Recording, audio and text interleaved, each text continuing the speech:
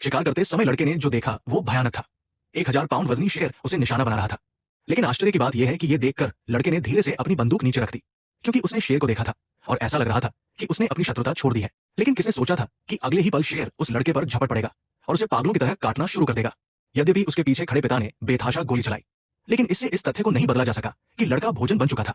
हालांकि अजीब बात यह थी कि शेर राजा ने लड़के को कुछ देर तक गोद में रखने के बाद वास्तव में उसे जाने दिया, ये नहीं जानते हुए कि उसके खून की एक बूंद लड़के के घाव में गिर गई, जिससे उसके शरीर में कई परिवर्तन हुए। इस क्षण ने लड़के की मृत्यु की घोषणा करने वाले डॉक्टर को बहुत अविश्वसनीय महसूस कराया। छोटा कुछ ही दिनों में शियाओ कियांग को अस्पताल से छुट्टी दे दी गई।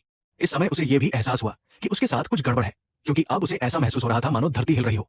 जब शियाओ कियांग ने पलटकर देखा तो उसे पता चला कि यह मवेशियों का एक समूह था जो तेजी से उसकी ओर भाग रहा था। वो इतना भयभीत हो गया कि अपना सिर हाथों में लेकर बैठ गया और हिलने की हिम्मत नहीं जुटा पाया। अप्रत्याशित रूप से न केवल मवेशियों के झुंड ने उस पर हमला नहीं किया, बल्कि नेता भी उसके सामने खड़ा रहा और ऐसा लग रहा था कि वो शियाओ कियांग की बहुत प्रशंसा कर रहा है। जब सभी मवेशी दूर चले गए, तभी नेता ने शियाओ कियांग को आदरपूर्वक देखा और उसे अंतिम विदाई दी। इसके बाद शियाओ कियांग जंगल में अंदर गया और अपने पास बचे एकमात्र लोहे के टुकड़े से एक भाला बनाया।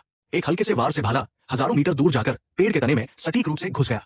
कुछ ही दूरी पर एक एल्क को डरकर भागते हुए देखकर जियो कियांग ने उत्साहपूर्वक तुरंत उसका पीछा किया। अप्रत्याशित रूप से उसे न केवल एल्क को पकड़ने में, बल्कि उड़ान भरने के समान छलांग लगाने में भी कुछ सेकंड से भी कम समय लगा। हालांकि जियाओ कियांग एल्क का पीछा नहीं कर रहा था, लेकिन इस समय उसने कुछ ही दूरी पर एक अजीब सी आवाज सुनी। इसलिए वह स्थिति की जांच करने के लिए जल्दी से एक बंदर की तरह एक ऊंचे पेड़ पर चढ़ गया और पाया कि शिकारियों का एक समूह कुछ ही दूरी पर बाइसन का वध कर रहा था। यह महसूस करते हुए कि स्थिति ठीक नहीं थी, जियो कियांग ने जल्दी से जांच की, लेकिन वहां केवल बाइसन का शव था।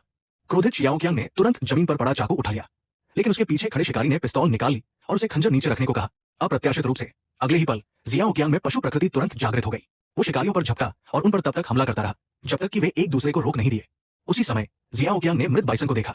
मैंने मन ही मन ये निश्चय कर लिया कि मुझे न केवल वन की रक्षा करनी है, बल्कि उन सभी दुष्ट लोगों का वध भी करना है जो बुराई करते हैं। समय जल्दी ही बीत गया और 10 साल बाद शियाओ कियांग अब एक इनाम शिकारी बन गया है और इस बार जेल जाने का उसका उद्देश्य एक महत्वपूर्ण